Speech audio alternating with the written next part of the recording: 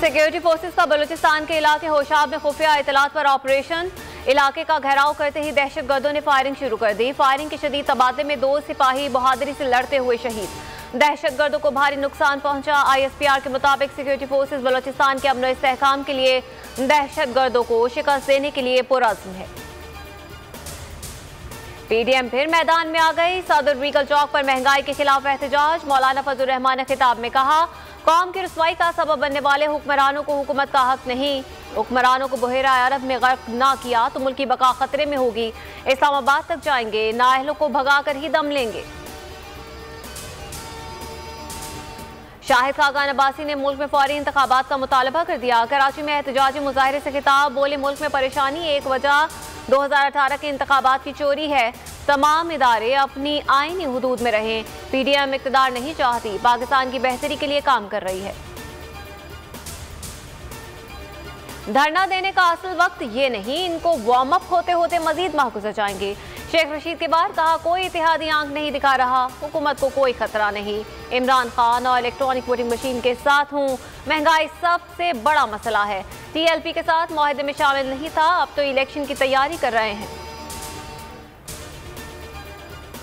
PDM ने हुकूमत को टफ टाइम देने की ठान ली। मौलाना फजल रहमान और नवाज शरीफ में टेलीफोनिक राबता। एहतजाजी हिकमत अमली पर बात की गई। दोनों रहनुमाओं ने पार्लियामेंट के अंदर और बाहर हुकूमत पर दबाव बढ़ाने पर इत्तेफाक किया। मौलाना फजल रहमान ने लाहौर जलसे को लॉन्ग मार्च में बदलने की बात की। नवाज शरीफ ने हर मुमकिन ताउन का यकीन दिला दिया। PDM मौसमी बीमारी है, सर्दियों में निकलती है। मुस्तरद शुदा टोला तारीख पर तारीख देता है, हुकूमत जारी है। मुराद सईद कहते हैं, ये बच्चे TV खेल रहे हैं। फारूक हबीब ने कहा कि आर और पार वाले आजकल खुद ख्वार हो रहे हैं। इत्तेहादियों से रिश्ता मजबूत है। वज़ीर आला महमूद खान बोले, कर्क का जलसा इमरान खान के हक में रेफरेंडम है। 3 साल से विफाक और सूबे को साथ लेकर चल रहे हैं, हुकूमत का साथ निभा रहे हैं, वो नहीं निभा रहे। परवेज इलाही का शिकवा। वज़ीर आला पंजाब के बयान पर शदीद रद्द अमल। कल शाम पार्टी का हम इजलास तलब कर लिया।